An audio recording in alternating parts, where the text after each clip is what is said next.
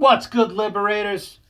Fingers here, and this is another edition of Dx2 Demon Review, and today we are talking about Beelzebub in his human form, aka the Blue Bomber, aka Captain Skullcane, aka Fat Shiva. Let's get into it. The King of Hell, known as Lord of the Flies, by making them carry the souls of the dead, he keeps the flies he rules in order. In the Bible, he is mentioned as one of the most formidable demons of high rank.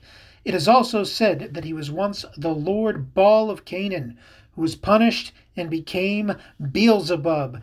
Despite his power, Beelzebub's power was long sealed away by forcing a part of him to take on a human form, but was reinvigorated by the Origate as he sought to reclaim his station. So basically the same description as a common Beelzebub, and I believe Hyper Beelzebub has the same front end description there, only tacking on a little bit to the end. And I mean, lazy, Sega, lazy, but okay, we'll let it slide. Let's get into the stats. As you can see, this guy is a slow roller with an agility of 82, so he will make a fine addition to your double intimidating stance, Moiray sisters, slow ass stall teams. He also has an impressive magic stat, which can be topped off to 213 with Mitama's, 223 with the brand new Sin infusion. So do not neglect that. Get into hell. Get those Sin infusion materials, because everybody else is going to have them. And trust me, those speedster teams are about to get 80 agility, more speed all around. So the fast are going to be faster. The stronger are going to be hitting harder. It's going to be just craziness all around. Don't get left behind. And his other real shining example, both his vitality and his luck, also really, really good. And you really can't go wrong spreading your Mitamas throughout any of these. 20 magic, 20 vitality, 10 luck, bueno. 20 luck, 20 vitality, 10 magic, bueno. You really can't go wrong with any spread given his particular build, depending on if you want him to be a damage dealer with a side of ailments, or an ailment inflictor, with a side of damage. You decide. You can have all kinds of fun with this guy. And he nulls electricity, don't care. Nulls light, don't care. Repels darkness. Boo, boo, boo. Skills. Insanity, plus 20% chance to inflict status ailments. Very good, considering his specialized skill set. And his first unique ability, Lord of the Dead, heals 500 HP upon receiving the first killing blow, so a built-in enduring soul plus. Very nice. Activates the following chain effect at the start of the enemy's turn, and this goes for every single turn.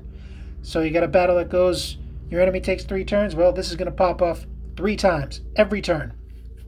Casts Repel Physical, including Almighty, so your Asura Lord's special skill is going to be neutralized if this guy is on the opposing team. Cast Repel Physical on all allies. Very nice. And also plus 20% to defense of all party members. So for every enemy turn he is alive, Rakakaj is going up. You're going to get that 20% defense buff all over the place. Really great, especially for a slow rolling team who needs to stall out a heavy hitting speedster team.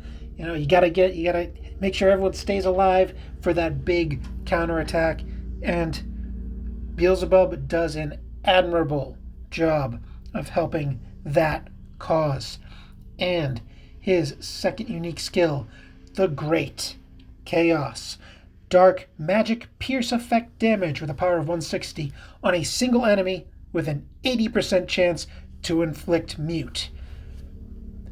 On hit enemies, and activates the following chain effect. If the attack is successful, inflicts electric magic pierce effect damage with a power of 80 on all enemies, with a 50% chance to inflict bind if the attack is successful.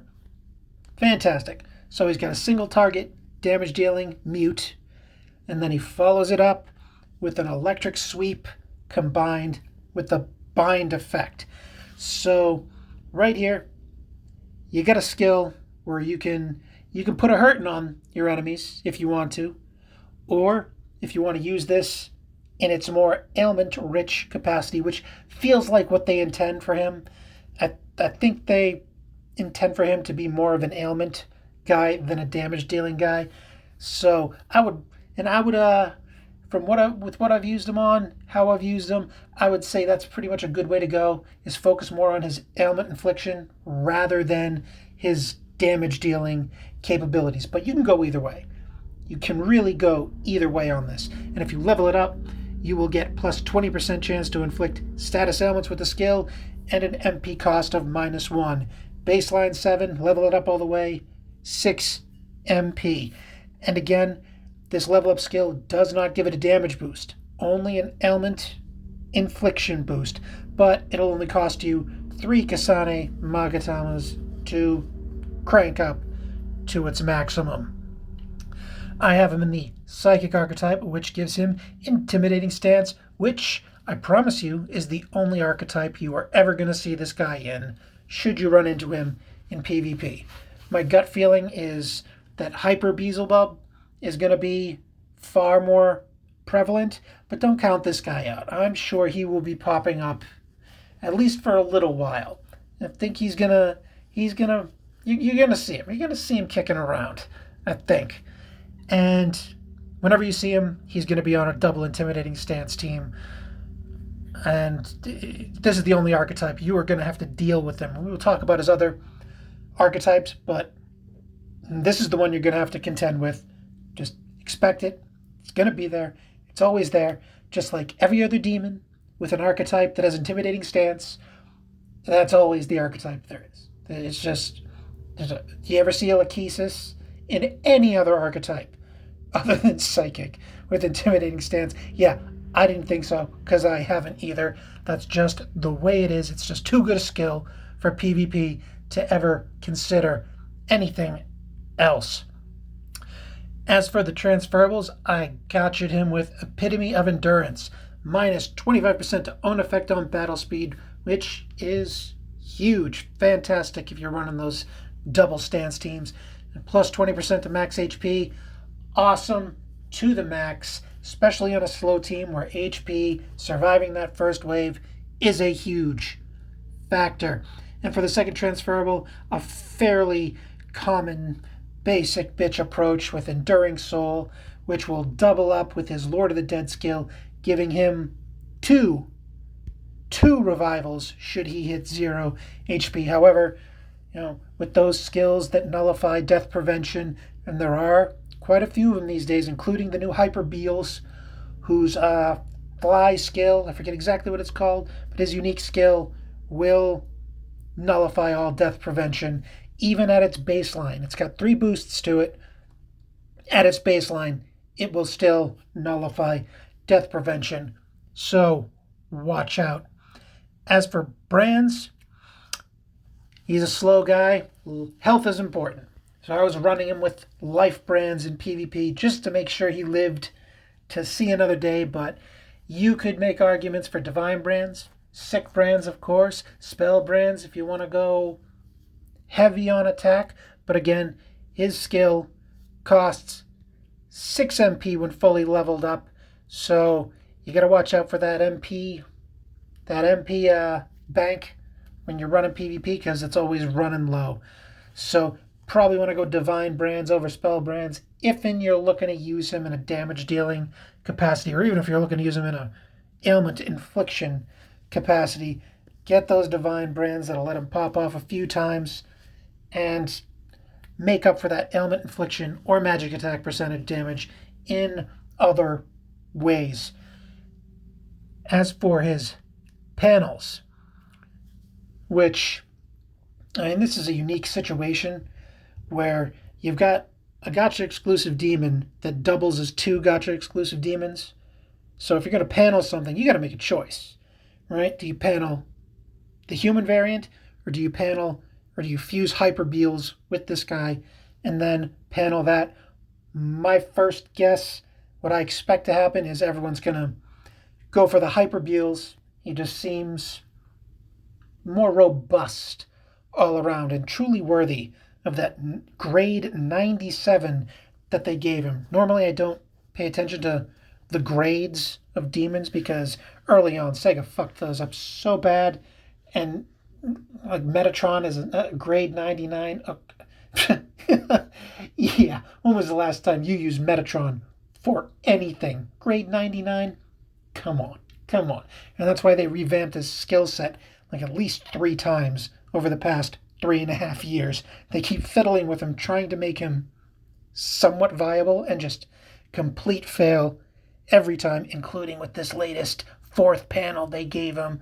Complete garbage. Don't expect to see him kicking around PvP or anywhere else anytime soon, because he sucks. And maybe I'll do a Dx2 demon review on him just to crap all over that robot angel. Rant over. Back to the task at hand here. Panel 1 activates the following chain effect at the beginning of a battle if the enemy attacks first, which if you're running this guy, odds are that's exactly what's going to happen. Removes barrier from all enemies. Grade A, top notch, fantastic. He's an ailment guy. Stripping away barriers is a natural effect. Hey, doesn't get much better than that. Panel 2, while the one with this skill is alive, reduces damage received by 30% when Fizz Repel is pierced for all party members. Now, as you may recall, his skill puts up a physical repel shield every turn, so long as he's alive. Every time the enemy goes, that shield goes up. So any demons with physical pierce will cut through that shield, unless it's a physical attack like Asura Lords that has an almighty tag on it but uses physical attack as its damage dealing baseline. And damn, that's fantastic. He auto Rakukages you every turn, right? Or every time the enemy goes, right? Throws up that shield, which will nerf physical attacks by 30%, because if they're attacking you physically, odds are they got a pierce behind it. So that, grade A, top notch. I would be hard pressed to decide which one of these panels I would shoot for first. I guess it all depends on how you prefer to use them, but both are great. And panel 3, the final step, plus 20% to electric and dark damage, plus 20% to HP. Fantastic. More of the good stuff. Can't go wrong. And before we wrap all this up, let's check out those other archetypes right quick. See what they have to offer, though. I'm pretty sure it's not going to be much. The origami archetype, Megadolone. I can't imagine why you would want to use this over his unique skill. Costs 1 extra MP to fire off, assuming you've leveled up his unique skill, and just the damage of 120 on my hard pass. The Protector archetype, Lunar Downfall, activates the following chain effect at the beginning of a battle if the enemy attacks first, reduces all enemy attack and evasion accuracy by 20% for 1 turn. Hey, not bad, but next to Intimidating Stance falls tragically short. Lunar Downfall, great skill. Lunar Downfall in place of Intimidating Stance for PvP purposes. Let me preface that. Complete. Doesn't even come close. No contest. Psychic archetype, Intimidating Stance, the winner by far, and I promise you the only archetype you will see him in. And finally, Drain Electric for the Elementalist archetype. Don't care. Screw Elementalists. They all can kick rocks for the rest of eternity because I hate you all. And that, dear friends, is the leopard-clad behemoth in a nutshell. So, check him out, and if you don't like him, you can turn him into something arguably much better. So, hey, go for it. You got a couple weeks. I promise nothing this good's going to be coming around for a while, and they put the game breakers usually on those 6 month time frames to lock in with the anniversaries and the half-year anniversaries. So, hey, you may as well get on the ground floor, get there early, if in your gem count can survive the hit. Have a good one, Liberators. Do not get captured.